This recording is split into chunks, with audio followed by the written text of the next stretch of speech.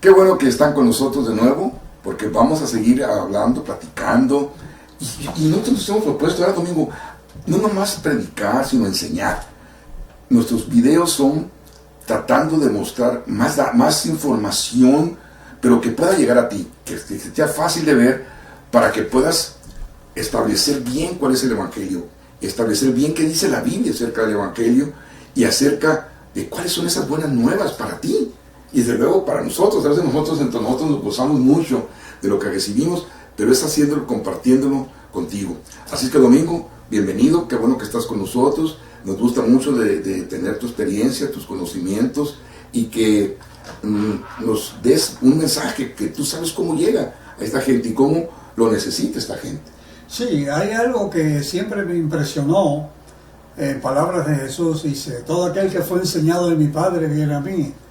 Entonces, como era un misterio oculto desde antes, que dice Pedro, y cuando está hablando que ni los ángeles sabían esto, era algo que estaba calladito, porque como había infiltración en el cielo, porque a la guerra vino cuando Jesús, dicen los teólogos, cuando ya Cristo resucita, reúne a los ángeles, combate con los ángeles malos y el dragón y fueron expulsados a la tierra. Pero antes de eso había acceso. Y entonces los ángeles no podían saber el secreto. Era un secreto de Dios. Estaba oculto. Pero cuando Jesús nació, había unos pastorcitos ahí en el campo de noche cuidando a las ovejitas. Y a saber qué estarían hablando. A lo mejor cuándo van a ser el Mesías. Y entonces allá en la ciudad estaba Herodes, el rey y toda la ciudad, dormidos todos. Y llegó el ángel Gabriel y dijo, no temáis. Ha nacido hoy en la ciudad de David, en Belén, un Salvador, que es Cristo el Señor. Inmediatamente los ángeles comenzaron a alabar. Gloria a Dios en las alturas y a los hombres en la tierra que tienen buena voluntad, ¿no? Oye, brother, ¿qué clase de momento ese que debe estar filmado en algún lugar del espacio para volver a verlo de nuevo? Porque ese habrá sido, imagínense que habían pasado como 4.000 años de Adán y Eva. Ahora, pero hay un detallito que hay que agregar aquí. ¿Se fijaron el gozo que hubo? Los pastores, Cristo viniendo, y vayan a adorar al niño, pero se interrumpe. Se interrumpe. Ajá. Es decir, como que Dios cierra ahí, como cuando están viendo una serie en la televisión y de pronto, ¡pum!, se oscurece la pantalla y presentan comerciales, ¿no? ¡Pum!, se cierra y entonces aparece otros momentos. ¿Saben? No hubo el gozo que debería de haber. No hubo el descubrimiento, no hubo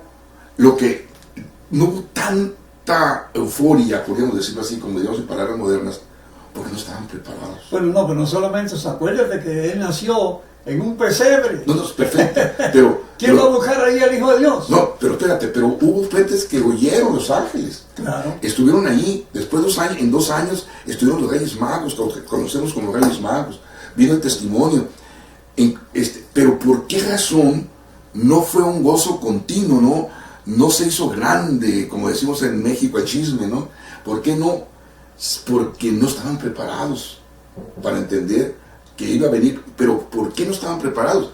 Si 500 años antes o más, ya Isaías lo había profetizado de una manera increíble.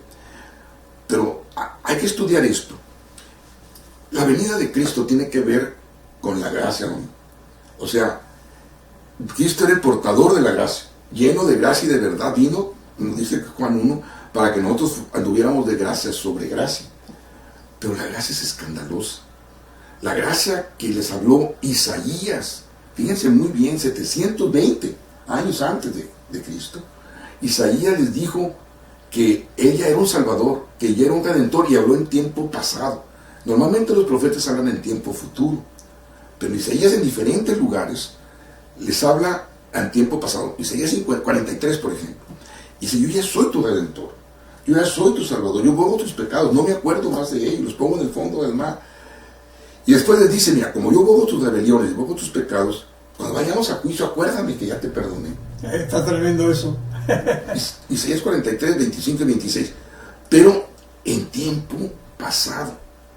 Ahora bien, viene el pueblo a escuchar esto que es la gracia en su más álgida expresión.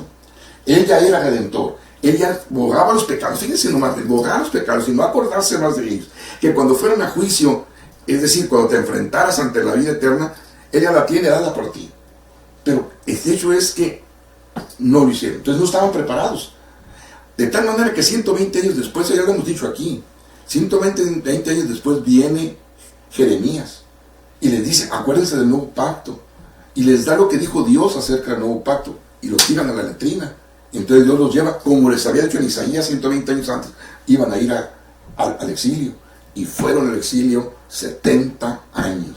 Y cuando vinieron, estaban ya preparados entonces para lo que les había dicho Isaías y Jeremías. No. 500 años de silencio, domingo, porque firmaron otra vez sobre la ley, en lugar de decirle, vamos a ir a Jerusalén y le vamos a ir a recordar que ya nos perdonó. No, porque como fallamos con la ley, vamos a ir a cumplir la ley. No está mal en cumplir la ley, pero era que ya deberían de haber exaltado al Mesías, ya deberían de haber dicho, Señor, estamos aquí de regreso. Eso es lo que dice Pablo, su justicia propia. Su justicia propia. Entonces, hasta que viene Cristo, entonces viene. Los suyos vienen y los suyos no lo conocieron. No estaban preparados para recibir el Evangelio. Entonces, por eso hablamos en un capítulo anterior, habíamos dicho de que a Pablo se le confirió ese misterio, dijeron, de irlo revelando el Evangelio, lo que Dios ya hizo en favor nuestro. Ahora, ¿a qué se refiere el apóstol Pablo cuando habla del Evangelio? Tú lo dijiste, a mí se me dio, a mí se me confió, no por los apóstoles, sino que yo fui llevado y se me dio directamente, él me lo dio directamente. Y luego dice, yo soy el arquitecto y el perito del Evangelio. Tremendo. ¿Qué te parece eso? Puse el fundamento. Puse el fundamento. ¿Cuál es Jesucristo? Ahora hay una cosa. Si nosotros sabemos ya por Isaías, por Pedro cuando fue a casa de Cornelio y se puso a decirles allí en cuanto a Jesús de Nazaret, cómo le unió Dios de Espíritu Santo y de poder, el cual anduvo haciendo bienes, sanando a los oprimidos del diablo, y siguió hablando. Y si en él hay perdón, y el Espíritu Santo interrumpe y los llena del Espíritu Santo a todos los que estaban congregados, porque en el momento que menciona la palabra perdón, ya no tenía que decir más nada, porque ya estaba ahí con eso es lo que quería Dios que supieran. Entonces, la pregunta mía es la siguiente: si todavía encontramos, sin mencionar a nadie en particular, predicaciones por radio, por televisión y en las mismas denominaciones, arrepiéntete para que Dios te perdone. Pero si la Biblia dice que ya te perdonó, hay que cambiar en el siglo XXI, la reforma del siglo XXI, es enseñarle al pueblo de Dios que está sufriendo en vano, creyendo que todos los días que arrepentirse, en vez de decirle, papá, mira, ya tú me perdonaste, pero la carne me hizo caer mal en cosas. Sí, mira, hay que predicar el Evangelio. Sí, van a enfrentarse con Cristo, aparentemente, pero se ponen un velo. Y se estrellan como que si Cristo estuviera detrás del velo. Qué tremendo. De la separación, a donde se va a necesitar otra vez el perdón. No, el velo ya se rompió, de arriba hacia abajo. Cuando Cristo entregó el Espíritu en la cruz, dice que la cortina se cortó de arriba hacia abajo. Los 3 evangelistas lo dicen.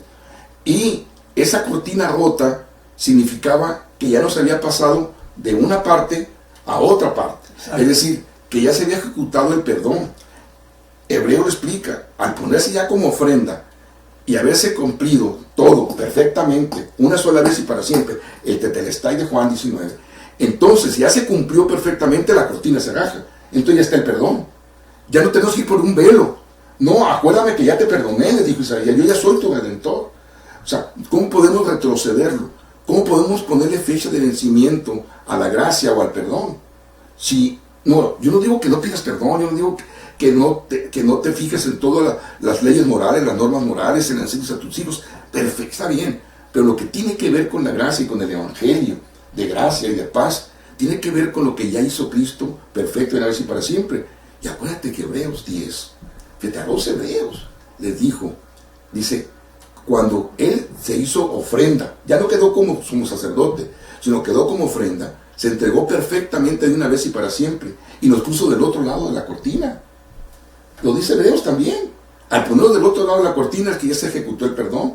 Y Pablo lo expresa en el Evangelio, el que dice, y nos dio el ministerio de la reconciliación. Ya nos reconcilió. Pero ¿sabes lo que dice en 2 de Corintios 5?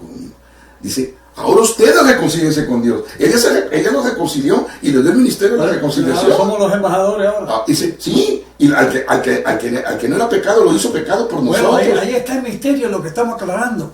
Para que haya una revolución en cuanto a enseñar la obra de Cristo en el contexto correcto. Porque mira, podemos mencionarlo la próxima vez, y esto cae en el contexto de quitar el pecado. O sea, el perdón está vinculado a cómo quitó el pecado. Sí. No lo podemos ver. O sea, si uno dice, fui perdonado, pero ¿cómo fue? ¿Cómo fue? Cuando quitó el pecado. Vamos a ver. Porque Juan que dijo, eso es la próxima, vamos a ver eso. Aquel que quita, que arranque el pecado del mundo. Pero lo hizo de una manera y hace que el velo se rompa, se cortó, se rompió. El perdón se efectuó. Ahora el heredero te dejó la herencia y dice que, inclusive dice Pablo, que ya murió, que el que heredó ya murió, entonces la herencia es tuya. Bueno, hay que seguirlo diciendo y haciendo, así es que quédense con nosotros.